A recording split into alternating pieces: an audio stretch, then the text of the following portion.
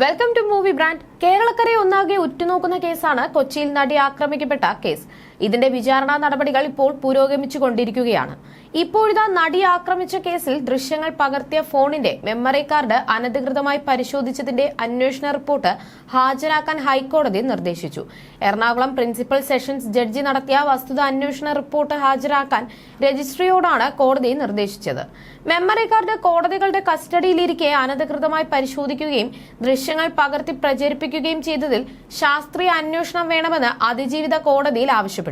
റിപ്പോർട്ടിൽ കുറ്റക്കാരായി കണ്ടെത്തിയവർക്കെതിരെ നടപടിയെടുക്കണമെന്ന് ആവശ്യപ്പെട്ടുള്ള ഹർജിയിൽ അതിജീവിതയുടെ വാദം പൂർത്തിയായി. നടി ആക്രമിച്ച കേസിലെ 8ാം പ്രതി നടൻ ദിലീപ് മറുപടി വാദത്തിന് സമയം തേടി. തുടർന്ന് ജസ്റ്റിസ് CS ഡയസ് ഹർജി 21ലേക്ക് മാറ്റി. അന്വേഷണ റിപ്പോർട്ട് നേരത്തെ ഹൈക്കോടതിയിൽ ഹാജരാക്കിയെങ്കിലും സെഷൻസ് കോടതിയിലേക്ക് മടക്കി അയച്ചിരുന്നു. ഹൈക്കോടതി നിർദ്ദേശപ്രകാരം principal sessions judge Honey M വർഗീസാണ് അന്വേഷണം നടത്തിയത്.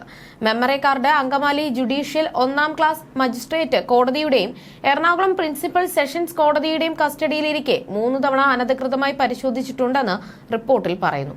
2018 ജനുവരി 9 രാത്രി 9:56 അങ്കമാലി മജിസ്ട്രേറ്റ് ലീന റഷീദാണ് മെമ്മറി കാർഡ് ഇത്തരത്തിൽ ആദ്യം പരിശോധിച്ചത്. ഈ സമയത്ത് മജിസ്ട്രേറ്റിന്റെ സ്വകാര്യ കസ്റ്റഡിയിലായിരുന്നു മെമ്മറി കാർഡ്. അങ്ങനെ സൂക്ഷിക്കാമെന്ന ധാരണയിലാണ് അത് ചെയ്തതെന്നാണ് മജിസ്ട്രേറ്റിന്റെ മൊഴി. 2018 ഡിസംബർ 13 ജില്ലാ പ്രിൻസിപ്പൽ സെഷൻസ് കോടതി സീനിയർ ക്ലർക്ക് മഹേഷ് മോഹനാണ് അനധികൃതമായി 2ാം തവണ മെമ്മറി കാർഡ് തുറന്ന് പരിശോധിച്ചത്. രാത്രി 10:58 നടന്ന ഈ പരിശോധന ജഡ്ജിയുടെ നിർദ്ദേശപ്രകാരമാണെന്നാണ് മൊഴി. എന്നാൽ ജഡ്ജി നിർദ്ദേശിച്ചോ എന്നത് അന്വേഷണത്തിന്റെ ഭാഗമായി പരിശോധിച്ചിട്ടില്ല. കൂടാതെ 2021 ജൂലൈ 19 വിചാരണ കോടതി ശിരസ്തദാറും മെമ്മറി കാർഡ് പരിശോധിച്ചു. തന്റെ വിവോ ഫോണിലാണ് ശിരസ്തദാർ താജുദ്ദീൻ മെമ്മറി കാർഡ് പരിശോധിച്ചത്. ഈ ഫോൺ 2022 ട്രെയിൻ യാത്രയ്ക്കിടെ നഷ്ടമായെന്നും താജുദ്ദീൻ മൊഴി നൽകി. അനധികൃത പരിശോധനകളെക്കുറിച്ച് അന്വേഷണ റിപ്പോർട്ടിൽ പറയുന്നുണ്ടെങ്കിലും തെളിവുകൾ കസ്റ്റഡിയിൽ എടുക്കുകയോ നടപടികൾക്ക് നിർദ്ദേശിക്കുകയോ ചെയ്തിട്ടില്ല. ഈ സാഹചര്യത്തിലാണ് അതിജീവിത വീണ്ടും ഹൈക്കോടതിയെ സമീപിച്ചത്.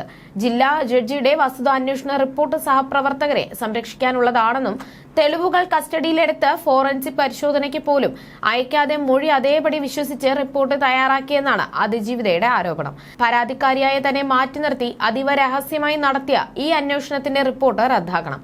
IG റാങ്കിൽ കുറയാത്ത പോലീസ് ഉദ്യോഗസ്ഥനോട് കേസ് അന്വേഷിക്കാൻ കോടതി നിർദ്ദേശിക്കണമെന്നും അതിജീവിത ആവശ്യപ്പെട്ടിരുന്നു.